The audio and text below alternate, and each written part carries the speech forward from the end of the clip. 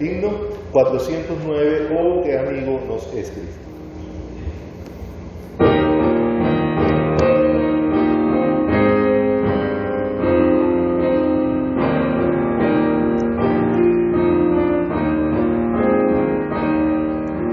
Oh qué amigo nos es Cristo, Él llevó nuestro dolor y nos manda que llevemos todo a Dios en oración. Vive el hombre desprovisto de paz, gozo y santo amor. Esto es porque no llevamos todo a Dios en oración. Vives débil y cargado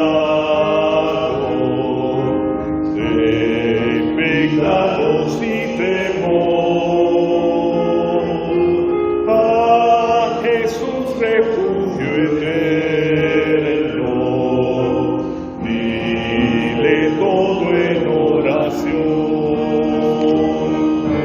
Te desprecian tus amigos, cuéntaselo en oración. En sus brazos de amor tierno, paz tendrá su corazón. Jesucristo es nuestro amigo, de esto pruebas encontró, pues sufrió el cruel castigo, el culpable mereció. El castigo de su pueblo, en su muerte él sufrió. Cristo es un amigo eterno, solo en él confío yo. Muy bien, la palabra del Señor dice en Filipenses capítulo 4, los versículos 6 y 7, dice así. Filipenses capítulo 4, versículos 6 y 7. Los invito a que nos pongamos de pie para tener esta lectura de la palabra. Es un verso hartamente conocido, hermoso e inspirador.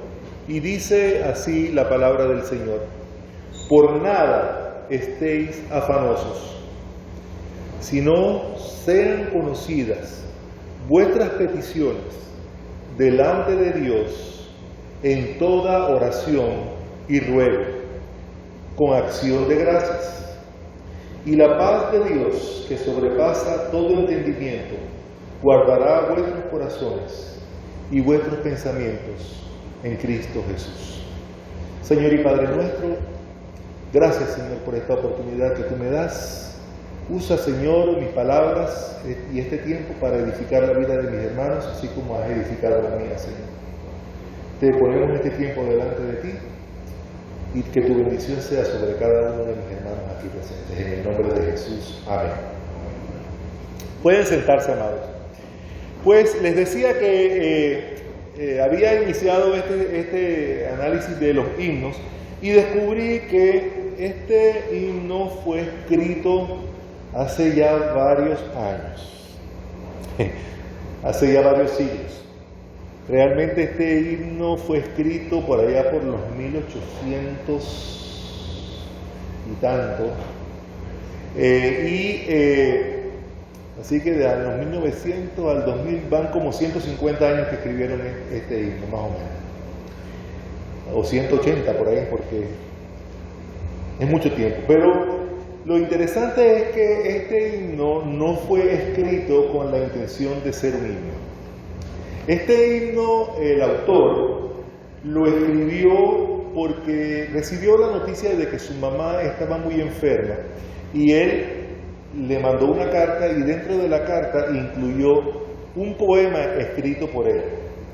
Así que, aunque no fue la intención, este es uno de los himnos que a lo largo de la historia de la historia de los últimos años de los cristianos ha sido de mucha bendición, ha animado a mucha gente y ha consolado a muchos cristianos alrededor del mundo. Yo no sé cuántos de ustedes ya lo conocían, es un himno conocido, pero es probable que haya personas aquí que nunca lo habían escuchado. ¿Sí? Hay personas que nunca lo habían escuchado. O todos ya lo habían escuchado alguna vez. Odette, ¿tú lo habías escuchado? No lo habías escuchado. ¿Cómo te llamas tú? Sí, tampoco lo habías escuchado. Bueno, es un himno muy antiguo, como les dije. Y este himno, titulado en nuestro himnario, "Oh, qué amigo nos es Cristo", lo escribió un joven irlandés a la edad como de unos 30 y tantos años. Él se llamaba Joseph Scriven. Y Scriven no es porque escribía mucho, Scriven es porque ese era el nombre en irlandés. Pero él se lo escribió, como les compartí, en una carta que le escribió a su mamá, que estaba enferma, y él escribió este himno en esa carta. Y él había guardado una copia de la carta y muchos años más tarde, él también enfermó. Y estando en su lecho de enfermo, un amigo lo fue a visitar y vio que él tenía el documento con el himno escrito ahí y se lo leyó. Y entonces el amigo le preguntó: oye, ¿y tú escribiste este poema? Y el hermano Scriven le dijo: lo escribimos el Señor y yo. Él compartió la autoría del himno con el Señor. Inicialmente, cuando este himno fue publicado o fue incluido en un himnario, ni siquiera se conocía quién era el autor del himno. O sea que se publicó con una música que le habían asignado, pero sin publicar quién era el autor. Y fueron como 8 o 10 años más tarde que el misterio se reveló y se pudo conocer que el autor había sido este joven Joseph Scriven. Él nació en Irlanda, como les había dicho, y a la edad de unos 25 años tenía planes de casarse. Estaba enamoradísimo y vivían en su pueblo de Irlanda. Y entonces, ¿qué sucede? Que su amada novia, de quien él estaba profundamente enamorado y que tenía planes de casarse y de tener una familia, levantar una familia, ambos eran creyentes, así que tenían un plan de hacer una familia cristiana y levantarla. El día antes de la boda, la joven iba cabalgando y accidentalmente su caballo iba cruzando el río y ella se cayó del caballo, se golpeó la cabeza y murió ahogada, un día antes de la boda. Esta fue una tragedia para este hombre, porque como les digo, estaba enamoradísimo y tenían planes hermosos con la que era su novia y con la que se iba a casar. Y entonces él quedó con su corazón totalmente destrozado, muy triste. Yo no quiero ni imaginarme cómo habrá sido la sensación que él tuvo, pero como él vivía allá en Irlanda, todo lo que estaba alrededor de su vida, todo lo que estaba alrededor del ambiente donde él vivía, le recordaba justamente a su novia recién fallecida. Así que él decidió algo. Él vio que estaban sacando del agua el cuerpo de su novia, entró como en un trauma y él pensó que esta tristeza no se le iba a acabar nunca, que esto le iba a durar el resto de su vida.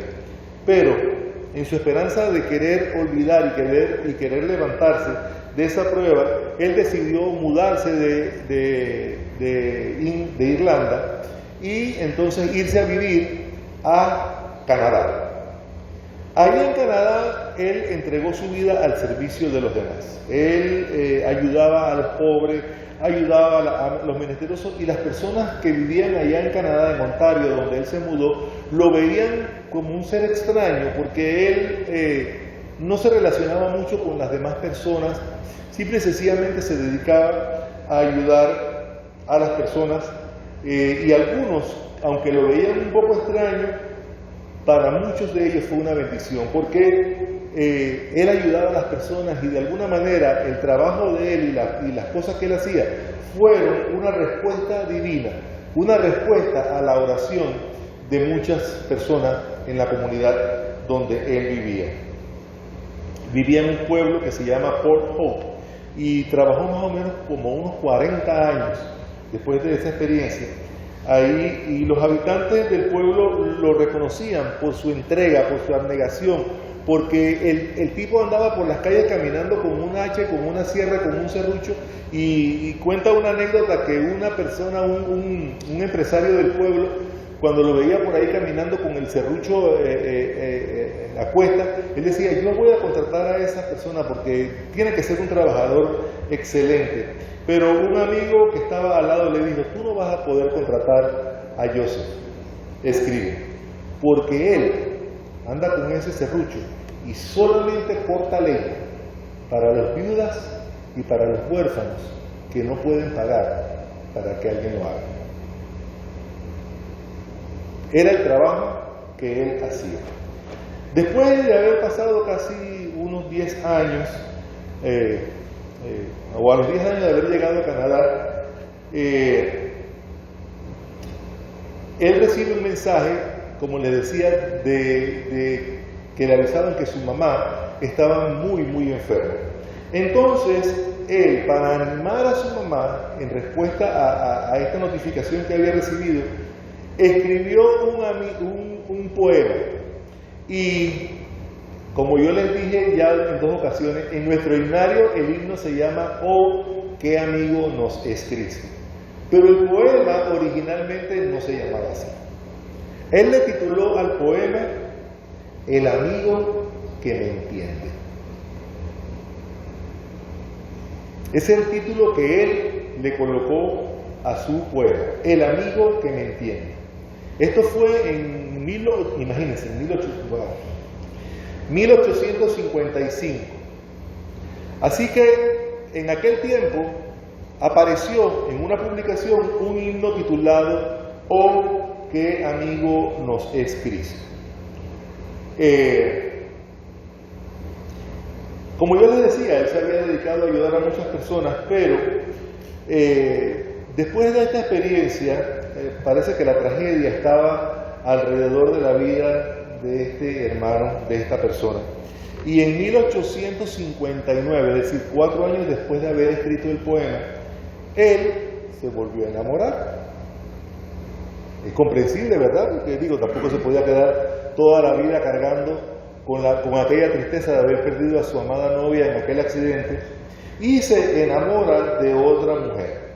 Ella se llamaba Elisa Roche, pero la tragedia otra vez golpeó su vida.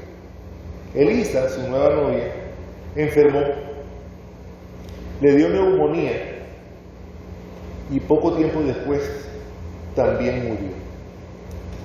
Así que en el segundo intento, extracto, también su amada había fallecido. Y entonces él se abrigó en este poema que él mismo había escrito, porque él mismo señala que su relación con el Señor fue lo que le dio las fuerzas, que en Jesús había encontrado a un amigo fiel, a un amigo cercano, que lo podía consolar en medio de toda esta tribulación que él estaba viviendo. Así que el Señor mismo fue el que le dio fuerzas, y que a pesar de las dificultades por las que había pasado, le permitió vivir en comunión con el Señor, y su devoción y su amor por Él lo motivaba a mostrar esa misma clase de amor a las personas que lo rodeaban, a sus amigos que estaban alrededor. Como les he compartido, él escribió el poema, pero él no le puso música. Otra persona, un autor de música, un compositor musical, recibió en sus manos ese poema y fue quien le puso la música. El nombre del que le puso la música era apellido Converse, C.C. Converse. Así que cuando él recibió esta letra, para este compositor musical, la letra era totalmente desconocida. Él no sabía de quién era eso, simple y sencillamente llegó a sus manos y le escribió y le hizo una música. Y después, de muchos años después, bastante, o sea, que esto fue escrito en el 55 y en el 80, 1880, fue que se descubrió que el autor de la letra era este joven del cual les he estado hablando. Y nadie sabe exactamente cuándo fue que este himno fue publicado por la primera vez, pero se supone, porque él no escribió el poema para ser publicado, así que él, a la única persona que se lo había enviado era su mamá. Él no lo había mandado a ninguna casa publicitaria, ni lo había promovido, ni nada. Él escribió ese poema en una carta a su mamá. Pero los autores de música habían recibido de alguna manera la letra de este poema, y el señor Converse, que fue el que recibió, piensa que lo que sucedió es que la mamá de él, emocionada por la obra del poema que su hijo le había enviado, publicó y envió el poema a algunas casas editoras, y ahí fue donde el autor de la música tuvo la oportunidad de conocer la letra y escribirle la música correspondiente. Este compositor, o había un editor que se llamaba Ira Sankey, supo de este himno, y fíjense qué cosa tan interesante. Este señor Ira Sankey tenía ya preparada la publicación de una colección de himnos, y la tenía cerrada, pero recibió este himno con la música del señor Converse, y como lo conocía, él decidió quitar de la edición que ya tenía preparada uno de los himnos que ya estaban incluidos y reemplazarlo por este. O sea que a última hora incluyeron este himno en la edición que iban a publicar. ¿Y qué cosas, no? Resulta que este himno, que fue el último que fue incluido en la colección esta, fue el himno más popular de esa edición. Fue el favorito de muchas personas que lograron tener acceso a este. Así que el último himno en ser añadido al himnario vino a ser el number one, el número uno en la preferencia de las personas que tuvieron acceso a este himnario. Así que el señor Sankey, como conocía al autor de la música, pensó, bueno, al hermano Converse no le va a molestar que yo quite un himno y ponga otro, total, si el que voy a poner también es de él. Y esta situación, pues, hizo que este himno, "Oh, qué amigo nos es Cristo", fue el último himno compilado en el himnario, pero fue el favorito de la publicación, y vino a ser, hermanos, y se los digo con toda certeza, que ha venido a ser un favorito de muchos. Lo doy como testimonio personal mío. Un himno de mis favoritos. No es un himno, más bien es un himno formal, es un himno lento, es un himno suave, pero les compartía a ustedes la semana pasada que la gloria de Dios no siempre aparece como truenos y relámpagos y cosas muy ruidosas. A veces viene a uno el Espíritu de Dios, y la gloria de Dios viene a uno, dice la palabra de Dios, como un viento apacible. Y este himno, si lo acabamos de cantar y lo analizamos, es eso, es un suave canto, es una melodía de verdad arrulladora. Así que cuando años más tarde, decía yo, el mismo Joseph Scriven estaba enfermo, un amigo descubrió en su cama de enfermo la letra de este himno, y entonces se lo leyó. Y yo quisiera que ustedes me acompañaran ahora en la lectura de este himno estrofa por estrofa. Yo quisiera invitarles a ustedes también para hacer esto un poquito más interactivo, si ustedes entienden que hay algo especial que les habla a su vida en la letra y en la estrofa del himno, siéntanse en la libertad de hacerlo. Dice el himno, tal y como lo tenemos escrito en nuestro himnario: oh, qué amigo nos es Cristo. Y eso se escribe entre señales de admiración. Él llevó nuestro dolor. Él nos manda a que llevemos todo a Dios en oración. Y entonces viene la pregunta: ¿vive el hombre desprovisto de paz, gozo y santo amor? Esto es porque no llevamos todo a Dios en oración. Esta primera estrofa es interesante porque lo primero que él señala es que Él fue el que llevó nuestro dolor. Esta es la traducción que nosotros tenemos en nuestro himnario. Pero yo me tomé el trabajo de buscar la traducción directa de las palabras originales del himno. Y las palabras originales del himno se parecen mucho. Dice: oh, qué amigo nos es Cristo, pero en la segunda línea, en vez de decir Él llevó nuestro dolor, el autor dice: nuestras culpas Él llevó. Nuestras culpas Él llevó. Y esto, más que entender una consolación en medio del dolor que nosotros tenemos, es reconocer al Señor que Él pagó el precio de nuestras culpas. No de las culpas de los dos ladrones que estaban crucificados al lado de Él, solamente. No las culpas de los que les traicionaron. No las culpas de los líderes religiosos que lo acusaron y lo condenaron. Ni siquiera las culpas solamente de aquellos líderes como el gobernador romano y como el emperador judío que lo condenaron a muerte. Él dice en la letra de este himno: Él llevó nuestras culpas, la tuya y la mía. Ni siquiera habíamos nacido, porque eso fue hace más de 2000 años.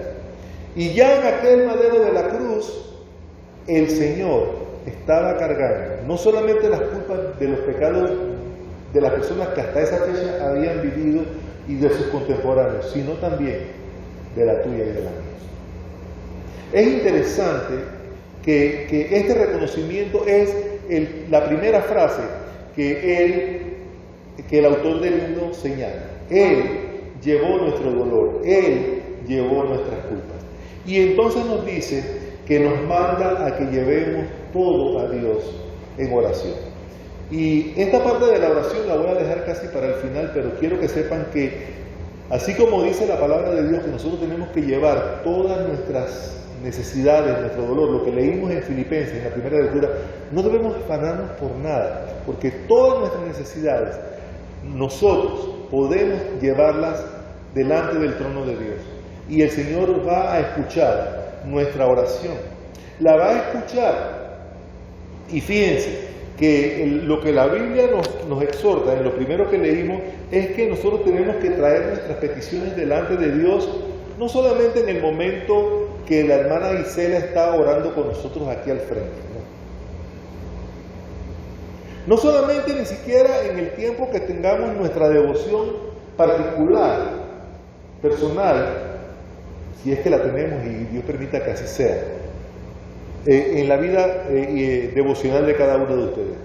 La palabra de Dios en Filipenses nos dice que nosotros tenemos que poner en el conocimiento de Dios todas nuestras peticiones delante de Él. Y miren lo que dice el versículo 6: en toda oración, en todo ruego, en cada instante. Yo creo que yo les he compartido un testimonio que a mí a veces me ponía un poco inquieto, porque mi esposa tenía la costumbre de orar y pedir por unas cosas que a veces yo no compartía, ¿verdad? Porque si nosotros íbamos al supermercado y ella venía con el propósito de comprar limones, Ella venía orando en el carro porque el Señor le proveyera los mejores limones que hubiera en ese momento en el supermercado. Y cuando veníamos llegando, todavía no habíamos entrado al estacionamiento y ella venía orando en el carro y en voz alta: Señor, provéeme de un estacionamiento que lo necesitamos, va a llover y no me quiero mojar. Imagínense las peticiones que se pueden traer delante de Dios. No digamos cuando tenemos una necesidad, cuando estamos tristes, cuando estamos enfermos, cuando requerimos de algo. Pero podemos venir con todas nuestras peticiones delante de Dios en todo momento, porque el Señor es, como decimos en nuestro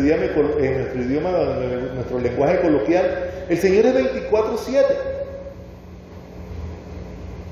Recuerdo que cuando mis hijos estaban pequeños, les enseñé un cántico muy lindo acerca de la oración, y ellos, bueno, no están aquí, pero yo estoy seguro que ellos lo recuerdan. Este corito era un cántico infantil que decía: yo tengo un teléfono. Así se llamaba el corito: yo tengo un teléfono. Y si me dan el permiso, yo me voy a permitir cantárselo. Es un cántico muy infantil que decía así: yo tengo un teléfono, yo tengo un teléfono para hablar con Dios. Yo tengo un teléfono, yo tengo un teléfono para hablar con Dios. Ese teléfono no tiene número, ese teléfono no tiene número, ese teléfono es la oración. Wow, me la acordé. Mis hijos cantaban esto y para nosotros era un gozo escucharlos a ellos, no solamente cantarlos, sino confiar en que ellos tenían la posibilidad de hablar con Dios a través de un teléfono que no tiene número, que no tiene interrupción, que tiene una conexión completa en cada momento. Así que cuando nosotros entendemos que Él mismo es el que nos exhorta a traer todo a Dios en oración, tenemos que creer en esa promesa, porque si creemos en esa promesa, hermanos, estamos con una garantía, no de no tener pruebas, porque imagínense las que vivió este hombre, no tener problemas, no en no tener enfermedades, no en no tener necesidades, sino en la certeza de que en medio de cada una de las situaciones que nosotros estemos viviendo, tenemos un acceso directo a Dios, una línea ininterrumpida, 24/7, que no depende de Wi-Fi, ni del internet, ni de nada de eso, solamente depende de la fe que nosotros tengamos en saber que Dios es el que nos está escuchando y que tenemos acceso a Él a través de la oración. El siguiente texto dice: vive el hombre desprovisto de paz, gozo y santo amor. Esto es porque no llevamos todo a Dios en oración. Y esto tiene que ver un poco con la reflexión anterior. Si nos sentimos tristes, si nos sentimos agobiados, si nos sentimos solos, desconsolados, la letra original dice tristes, agobiados y cargados de aflicción.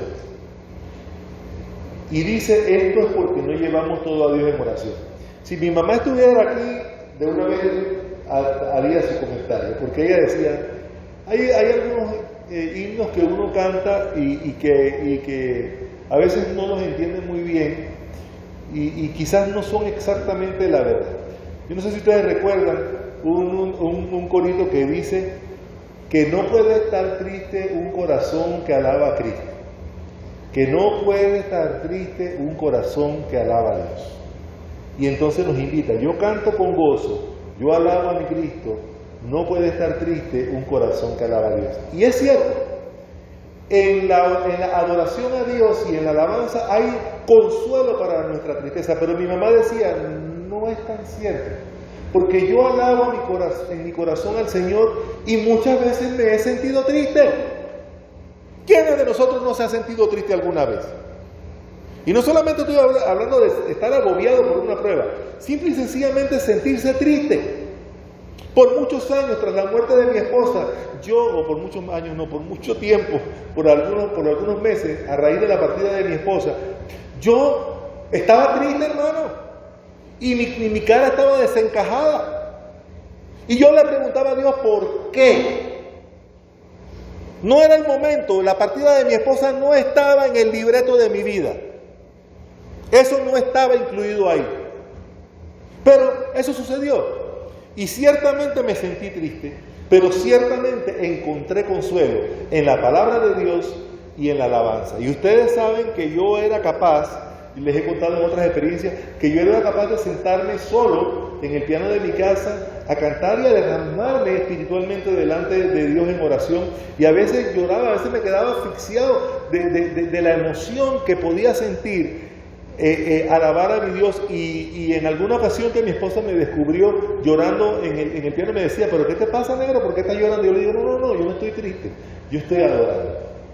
Así que cuando no llevamos nuestras necesidades delante de Dios, ciertamente nos sentimos tristes. Pero cuando las llevamos delante de Dios, no es que no sintamos la tristeza, es que la tristeza que sentimos es consolada por Él. Miren qué bendición. Sentir el consuelo directamente de Dios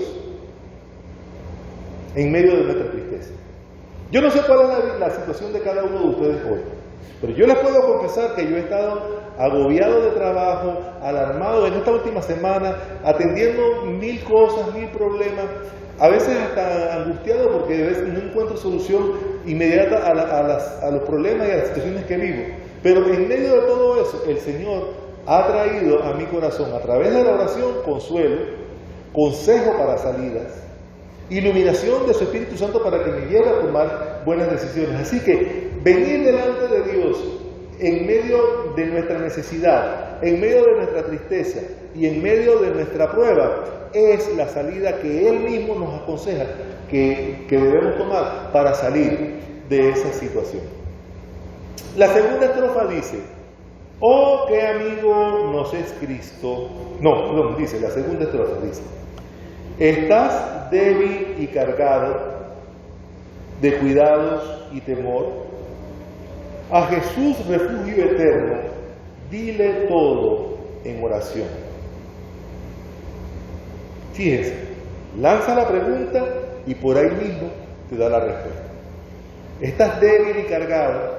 Ya no estamos hablando solamente de tristeza, estamos hablando de debilidad. Estás débil y cargado de cuidados y temor. A Jesús, refugio eterno, dile todo en oración. Y viene el siguiente párrafo, la siguiente estrofa o el siguiente verso. Dice, ¿te desprecian tus amigos? Cuéntaselo a Dios en oración. Que en sus brazos de amor tierno, paz tendrá tu corazón. Es decir, si nosotros no encontramos apoyo en las personas que nos rodean, que dicen ser nuestros amigos, y cuántos de nosotros no hemos tenido algún tipo de decepción de este tipo, ¿verdad? Que hemos confiado en un amigo o que hemos esperado el apoyo de algún amigo en alguna situación especial y no hemos sido aceptados. O cuando uno como creyente es, entre comillas, perseguido. Yo no sé cuánto de ustedes le ha pasado, a mí, les confieso, me ha pasado, que por la práctica y por el testimonio de mi fe, algunos de mis amigos se han burlado de mí. Y se ríen, pero mira, y eso, mira, tú estás así, y eso que está en la iglesia, esa es una frase que yo me lastima tanto. Y eso que está en la iglesia. Sin embargo, yo no sé también a cuántos de ustedes les ha pasado, yo creo que eso les he compartido en algunas ocasiones, esos amigos que en algún momento se han burlado, que en algún momento se han reído, que en algún momento me han rechazado por el testimonio de mi fe, son los que cuando se encuentran en alguna situación difícil, en la primera persona que piensan es en uno. Porque piensan, bueno, si bien es cierto, yo me burlé de él, pero él tiene algo especial con Dios. Yo necesito algo especial, yo no necesito la solución del día inmediato, de la solución inmediata, yo necesito una solución trascendental. Y entonces esos que se burlan son los que vienen a uno a decirme, Willy, tú que estás en la iglesia, Al principio lo decían, y eso que está en la iglesia. Y entonces después me dicen, Willy, ¿tú qué estás en la iglesia? ¿Tú qué estás cerca de Dios? Aconséjame en este momento. Así que, si nosotros alguna vez hemos sentido el desprecio de amigos, cuando hemos dado testimonio de nuestra fe y de nuestro testimonio, de nuestra fe y de nuestra relación con el Señor, nosotros estamos invitados a contárselo a Dios y Él mismo se va a encargar de poner las cosas en su orden. Y lo que dice la letra de este himno es que en sus brazos de amor tierno sentiremos paz. Eso significa que si nuestros amigos nos fallan, tenemos un amigo que nunca nos falla. Que nunca nos falla. Lo voy a repetir una vez más. Tenemos en Cristo un amigo que nunca nos falla. Y ese amigo que nunca nos falla es el que está dispuesto a recibirnos, como dice el verso de este himno, en sus brazos de amor tierno. La tercera estrofa es hermosa y es como quien dice el resumen de todo esto. La tercera estrofa dice: Jesucristo es nuestro amigo, de esto prueba nos mostró, pues sufrió el cruel castigo que el culpable mereció. Así que el sacrificio vicario de Cristo en la cruz es una muestra de su amor, de su amistad. Porque la misma palabra de Dios dice que no hay mejor amigo que aquel que está dispuesto a dar su vida por su amigo. Y nosotros, yo no sé cuántos amigos ustedes tienen, yo no tengo muchos por los cuales yo diría estoy dispuesto a dar mi vida por él. Pero la invitación del Señor es que tengamos amigos con los cuales podamos sentir que son tan y tan nuestro amigo que pudiéramos estar dispuestos inclusive a dar la vida por ellos. Esto es un poco fuerte, pero yo no puedo ocultar lo que la palabra de Dios enseña, y esto lo enseña la palabra de Dios. Así que dice este verso: Jesucristo nuestro amigo, de esto prueba nos mostró, porque sufrió el cruel castigo que el culpable mereció. Y el culpable no es aquel culpable. Como dije hace un rato, este culpable que se refieren aquí, y que se refiere a la palabra, y que es el portador del amor de Dios, somos justamente nosotros, tú y yo, porque somos merecedores del castigo que Él sufrió. Hay una canción también muy hermosa que aprendí hace algunos años, que la cantamos en Semana Santa y conmovía mi vida, porque mostraba el escenario, en la canción se mostraba el escenario de la crucifixión del Señor, y la persona que está cantando al pie de la cruz le dice cantando al Señor: no debiste ser tú, debía haber sido yo. Esos clavos que atravesaron tus manos no debieran haber atravesado tus manos, debieran haber atravesado las mías. Y esos clavos que atravesaron tus pies debieron ser los míos, no los tuyos. Y esa corona que le pusieron y esa sangre que fue derramada ahí en esa cruz no debió haber sido la del Señor, era la nuestra. Debía haber sido yo, debiste haber sido tú, cada uno de nosotros debimos haber estado ahí. Ese era el lugar que nos correspondía, pero el Señor nos quitó de ese lugar y se puso Él. En su amor eterno, en su amor infinito, Él pagó por la culpa que nosotros merecíamos. Así que era un castigo que Él estaba recibiendo vicariamente. Cuando digo vicario es en lugar de nosotros, eso es lo que significa la palabra vicario. En vez de Él debíamos haber sido nosotros, pero Él nos quitó a nosotros y se puso Él. Eso es lo que significa vicario. Ese sacrificio vicario que reemplazó el nuestro es el tamaño del amor que Dios tiene por nosotros. Y entonces no solamente habla del castigo individual de cada uno de nosotros, sino el castigo de su pueblo, dice el siguiente verso, el castigo de su pueblo en su muerte él sufrió. Fue el castigo personal de cada uno de nosotros, pero también fue el castigo que como pueblo debimos haber recibido. ¿Y cuál es el castigo que como pueblo? Ustedes saben, cuando se refiere al pueblo, se refiere al pueblo, a la gente, a la congregación.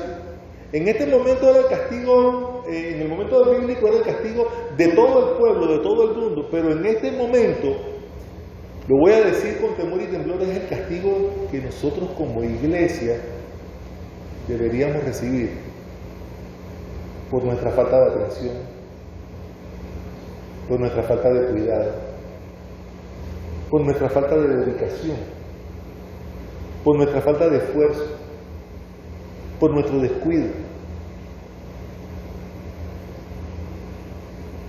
Y es fuerte decirle a ustedes, hermanos, el castigo que la Iglesia Bautista de la Boca debe recibir, ya lo pagó el Señor. Y no significa que nos tenemos que quedar como fanáticos viendo desde la barrera. La invitación a meter mano a la obra del Señor todavía está abierta, pero el castigo que nos merecemos, el Señor lo pagó. Eso es lo que trato de decir. El Señor lo pagó. Entonces, voy a entrar en un proceso que a veces ya lo he dicho anteriormente. La Biblia nos llama los santos. Cuando Juan se dirige y cuando Pablo se dirige a las diferentes iglesias a las cuales escribe, él escribe diciendo: yo le escribo esta carta a los santos que están en la iglesia de tal lugar. Así que esto es a los santos, a ustedes los santos que están aquí en la iglesia Bautista de la Boca. Ahora, ustedes dirán: pero es que yo no soy ningún santo, yo tampoco me considero ningún santo. Yo no soy santo porque mi esencia no es ser santo. La Biblia dice que no hay ni siquiera uno. El único santo es Él. Pero el tema es que nosotros no somos santos en esencia, pero tenemos la naturaleza de santidad porque somos santificados. Y entonces, santos y santificados se convierten en sinónimos, aunque no significan lo mismo. Somos santos porque Él nos santificó. No somos santos porque nosotros nos lo merecimos. No somos santos porque nuestra esencia es la santidad y nosotros vamos volando en una nube y la tierra no nos toca y no se nos manchan los pies con polvo. No. Los pies del Señor se mancharon con polvo y tuvieron que ser lavados muchas veces. Pero Él nos llama santos o nos hace santos, no porque nosotros nos merezcamos ser santos, sino porque su sacrificio nos santifica. Y nosotros, al ser santificados por Dios, adquirimos la condición de santos y podemos venir delante de Él con santidad. ¿Me explico? ¿Me explico con esto? O sea, yo no quiero que ustedes piensen que es que yo me estoy diciendo a mí mismo que yo soy santo, que yo soy más santo que todos ustedes. No. El beneficio de la santidad la recibimos por el sacrificio de Dios. Él nos santifica y en el proceso de santificación, entonces nos hace santos. ¿O quién de nosotros puede venir y decirle al Señor? A veces nosotros somos un poco osados en nuestra oración y venimos: Señor, es que tú tienes que contestarme porque tú eres fiel y tú lo prometiste, como si estuviéramos demandándolo a Él. Y la verdad es que la oración lo que nos invita es a venir delante de Él, a pedirle con humildad, porque no somos dignos de venir delante de Él. ¿O quién de ustedes se cree digno en su condición natural de abrir sus ojos, levantar sus ojos al cielo y hablarle a Dios como si fuera cualquiera? Oye, tú. Nadie es digno. Porque nuestra condición no nos hace dignos. El sacrificio del Señor nos dignifica. Y a través del proceso de dignificación nos hace dignificados. Y ahí es donde las palabras adquieren la dimensión correcta. Una cosa es ser digno porque yo soy digno y esa es mi condición de digno. Y otra cosa es que yo soy digno porque el sacrificio del Señor me dignificó, me transformó y me hizo digno. ¿Ven? ¿Cuántos de ustedes han tenido alguna enfermedad? Yo confieso que la he tenido. Y ahora mismo estoy sano, pero no siempre estuve sano. A veces estuve enfermo. El Señor me regaló salud y me sanó. Entonces yo puedo decir que existe diferencia entre ser sano y haber sido sanado. Aunque las dos cosas significan la misma condición. Si yo estoy sano y fui sanado, o fui sanado, cualquiera de las dos condiciones me hace una persona sana a mí en este momento. Pero una cosa es que yo haya sido sano porque siempre soy sano y nunca he tenido ningún problema, y otra cosa es que yo soy sano porque estuve enfermo, pero la mano de Dios me sanó, y al ser sanado me convierto en sano. Sano y sanado, entonces, se hacen equivalentes. Digno y dignificado se hacen equivalentes por el sacrificio del Señor. Santo y santificado se convierten en sinónimo cuando la obra de Dios se verifica en nosotros. Así que el castigo de su pueblo, dice, con su muerte Él sufrió. Cristo es un amigo eterno, solo en Él confío yo. Así termina el himno en la versión que tenemos. Cristo es un amigo eterno, solo en Él confío yo. El verso original cambia una pequeña palabra y si vieran lo que para mí ha significado el cambio de esta palabra. El verso original en el poema de Scriven dice: Cristo es el amigo eterno. No dice Cristo es un amigo eterno. Dice el verso original, Cristo es el amigo eterno. Solo en Él confío yo. Y cuando nosotros entendemos la diferencia entre un amigo y el amigo, vamos a entender la magnitud de esta declaración. Porque estamos diciéndole al Señor Jesús: nadie más que tú puede ser el amigo que yo quiero. Nadie más que tú. Nadie más que tú. Tú estás por encima de todo. Por eso,